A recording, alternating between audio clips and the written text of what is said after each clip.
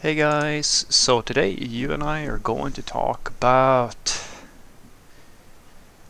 getting better. So let's get into it. So the question in question was a bit of a story. Hi Frederick, I have a question. The company I work for doesn't hire juniors, but I got lucky and got the position here anyway. They assigned me a few big tasks, such as building a blog for them, and which I did successfully, and then they didn't control me or review my code.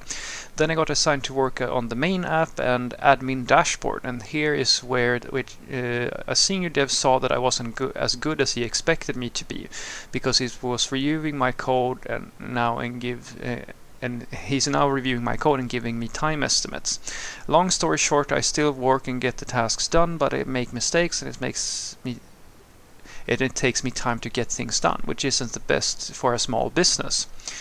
So I got told a few times by the senior dev that he likes working with me and I'm trustworthy, which is critical in this company, but I need to up my skills in like 3 months to the mid-level front end or preferable full stack level. Because they believe in me and it's better if I grow fast rather than they hire a new developer. I'm doing my best and they see me getting better, but maybe not so fast as they want. And I often feel stressed and afraid to not lose this job. Because it's super hard to find a new job nowadays, especially in Ukraine. I just can't jump 100 stairs from a single jump, it will take some time. What should I do in this situation? Would be glad to hear some advice. I'm sure there are other developers in the same spot. Thank you for your work. Best regards. Well, this is something I can relate to. My first job I had a very similar sort of situation. I was working at a very small, within a small agency, and had basically being handed a fairly large, a big bit of responsibility. This was right out of school, and I was way out of my depth. To be frank with you, and it's only now later where I can sort of realize that that was not a good environment for someone who was that fresh to be in. But when you're that fresh, you usually take everything on yourself, and and it's natural because you are not good. Like let's just be honest. For anybody who starts fresh on something, is not going to be a master of the thing, right? It doesn't matter what it is. And so the problem that you're facing is one part, of course, that sure, you might not be able to meet the expectations here, but I urge you to think more about, is the problem that you're not a good software developer for your level, or is the problem, which is more likely, that this specific company needs someone who is more advanced than you are at this point?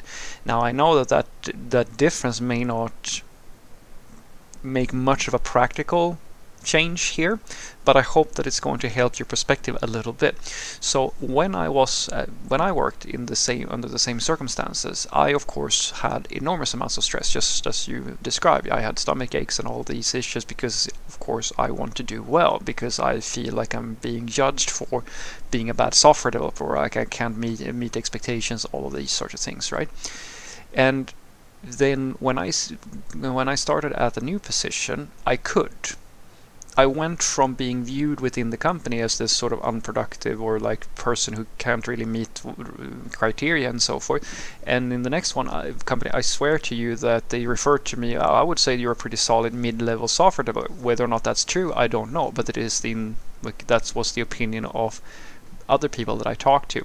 And that's something that is very important for you to understand, that it's not necessarily a question of that you're not good enough, and I think that you know that at some point, on some level, right?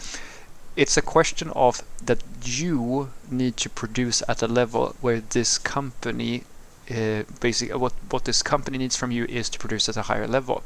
But the problem is that they hired you to do this job, and sure, as you said, you're a junior and they apparently don't hire juniors even though you're an exception. That's not your fault. And it's, you can slice it however. I know some people will say, oh, it's the company's fault for not doing, for hiring you and so forth. But the reality is, guys, whenever you hire somebody, you can't possibly know exactly how things are going to turn out. I have hired many people over the years at this point. I have worked with tons of developers and gotten new coworkers all the time where, everybody has some type of expectations of what someone should be able to do and so forth. And each person is a little bit different. Some people have higher expectations, some people have lower expectations, just as different companies have different expectations. And finding that match can't always be perfect. It's that simple. And so this perspective that I want to try to give you is that you don't judge yourself based on the fact that you don't meet expectations here. Because today, if we look at myself, for example, I could run the company that I used to work for. Probably, at least when back in those days, probably better than the people who actually were running the company at that time. And I can do all the coding. Probably, as I said, better than the people who thought that I was unproductive at that time. Because I now have the same sort of experience that they had when I first started, and I kept on pushing it. So now, you can make arguments for, evaluating skill and so forth, but today's standards, I have positions and responsibilities that way go over what they have or had at that time. So given the time, I could meet those expectations, but not at that moment. And that's the problem. It's not a question of that you might not be good enough. It's a question of poor timing here. Had you had more years of experience, you probably would have been able to meet those expectations in this company, and everybody would have been fine with you. Just as what the senior is talking, because the problem isn't your personality and your trustworthiness. The problem is that they need someone who can produce faster. That's a big problem for them, really, because as they mentioned, it's easier for them to train. If you can meet the expectations, that's better than hiring a new developer. Because even if they hire a new developer, they have the same problem again. So now you hired another person. How are you going to figure out if they're fast enough? You can't. If you watched any of my interviewing, like things that I talk about, you can figure out how experienced a person is. You can figure out if they know how to code, but you cannot figure out how fast they're going to be at solving problems and delivering software and how well they're going to adapt to your specific work environment. It is impossible to do that in an interview.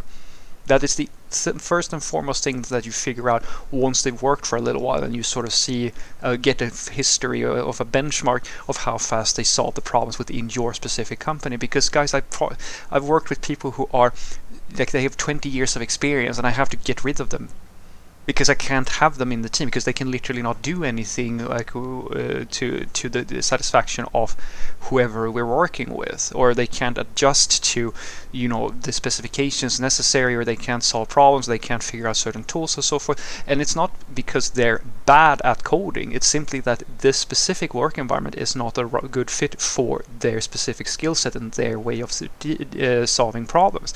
This is where you are right now.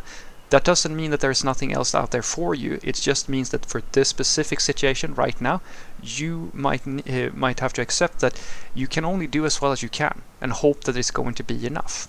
So what I want you to take away from this is that sometimes it really is that sucky, guys, that you're probably a pretty good software developer for your level. That's what I want you to remember. There's a difference in levels, and just because you are good as a good junior, that doesn't matter so much if you're in a company where they need a good senior. It's just a timing problem, because if you're a good junior, you continue working hard and you do the things that you should be doing, you're trying your best to be the best that you can be, you will become a good senior someday.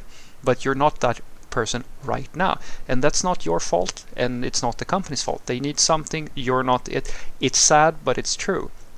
Try your best to meet expectations, and understand that even though I understand that it feels bad, you might lose a job and so forth, and of course the situation in Ukraine makes this more difficult, but I want you to know that there's plenty of opportunity, maybe not in Ukraine, but outside Ukraine and other parts of the world. So you don't have to worry that this is it. Don't think in those terms. I know that's easy to say, and it's a lot harder to feel that way when you're in the shit yourself. I've been here as well, guys. I've felt the same anxiety. Oh, will I ever get somewhere else to work? Even when, at the level where I start doubt myself after many years of working, because you sort of start, you get into a weird headspace. I completely understand how it feels. So I can't really say anything that's going to make that go away. But what I can say is that cut yourself some slack. do the best you can and accept the fact that you might just be at the wrong company at the wrong time.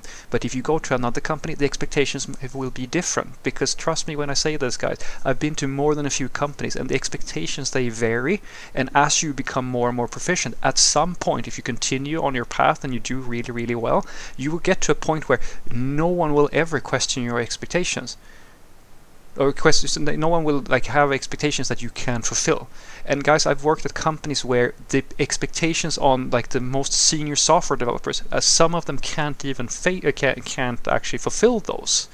That's the complacency that comes in. So if you don't become complacent, by the time you will see that even at the highest levels you can imagine, there are different expectations on the most senior profiles that you can imagine, and it's not like those expectations never that matching goes away. It's just that as you grow more experienced, it's more likely that you will find a good match, because your skills will be at the level where most people feel like, yeah, you're going to be able to deal with this. But even at my level, guys, people will have expectations on my performance, and whether or not I can fulfill those, it really comes down to what those expectations are. And if I can't, I will have to find someone with other expectations, because I can't just become someone else just because somebody wants me to be something I'm not at this given moment. Given enough training, I can probably become that person, but it's just a question of timing. Am I there right now, or can we get there before whatever deadline we have? And that's where you are right now. You're probably going to do just fine. So breathe and remember that, yeah, maybe not in this specific company, they need someone more experienced than I am right now. So I'm just going to give it my best and see how it goes, and then I'll try it again. And I will repeat that process until I can basically meet the expectations of anywhere. Have a great day.